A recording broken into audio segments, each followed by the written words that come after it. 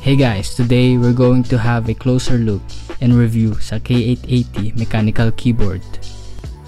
This is a full ANSI layout keyboard, which means meron siyang 104 keys na good for office works and gaming. Basically, masasabi kong bigger brother ito ng K550 na TKL layout. This comes with two colors, black with black cable or white with white cable. Speaking of colors, blue switches siya at parang bat ang brand niya. Basta mediocre switch lang naman siya. Very cheap naman siya if you've tried more expensive ones kasi medyo scratchy siya na parang magiget mo yung feeling na mahirapan itaas ng switch ang keycap. At pinaka-noticeable yun sa spacebar kasi medyo mabigat. Pero if bago ka lang sa mechanical keyboards, this is a great start kasi real mechanical siya at hindi mecha-membrane na sa tingin ko ay scam lang. Kasi solid talaga ang click nito, mamaya paparinig ko sa inyo. What I think is the best feature nito ay ang kanyang pagiging hotswappable. Para sa may extra budget naman pala, pwede nyo itong ma-modify further like switching out the switches to better ones. Basta 3-pin lang siya. Pasensya sa paggamit ko ng kutsilyo dito, wala kasi akong puller.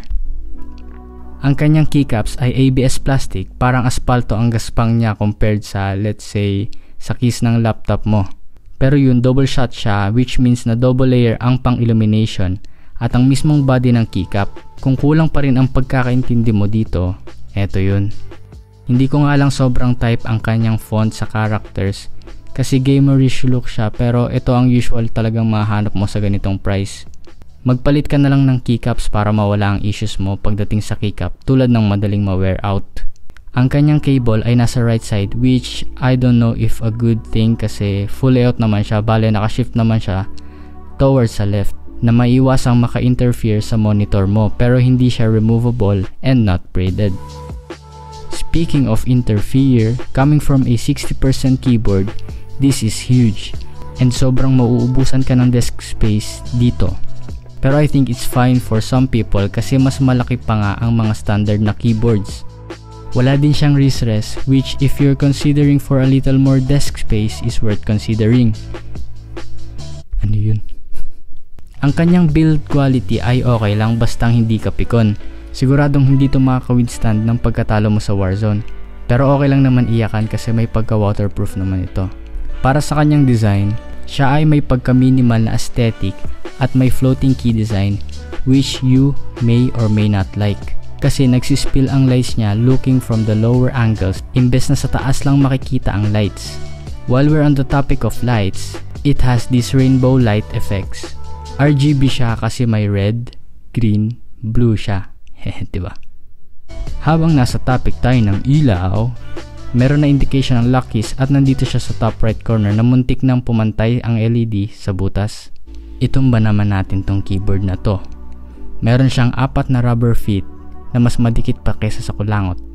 Meron din siyang legs para maitaas ng konti kung sakaling di mo pa rin kaya mag-type ng di tumitingin. Meron din siyang logo na gigaware na parang dinikit lang at siguradong madali lang tanggalin kung gusto mo. Hindi ko nasusubukan yan dito. Kahit walang naka-indicate na media keys sa F keys, yes po, unahan ko na kayo na gumagana ang media keys neto. Meron ding Windows lock para maiwasan na ibalibag mo ang keyboard mo. Ngayon ay gagawin ko na ang 200 words per minute typing test.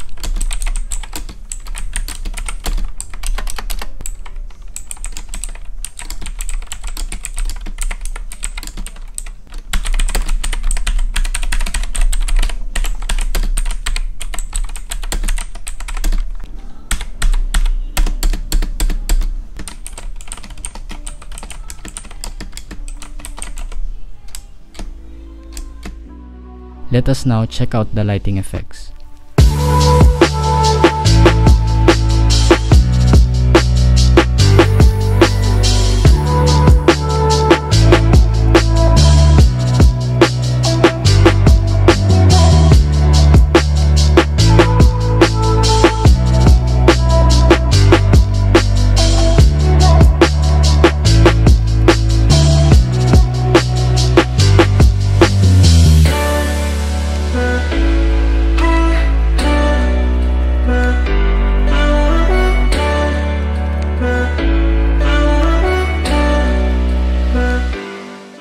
All in all, I highly recommend this keyboard sa mga naghahanap ng napaka-inexpensive na full layout mechanical keyboard. If you're coming from a reasonable mechanical keyboard, look elsewhere. Pero kung first mechanical keyboard mo to or talagang wala ka ng pera sa bulsa, get this, lalo na pag tama ang price niya. I'd recommend lang na mag-change kayo ng keycaps or ilob ang switches or palitan ang switches all in all. Thank you guys for watching my review. Sana nakatulong ako sa inyo kung naghahanap ka ng keyboard ngayon. May review din mismo ang Morgan Star dito. Check it out sa YouTube. Di ako sponsored. Sige lang. See you guys on my next one.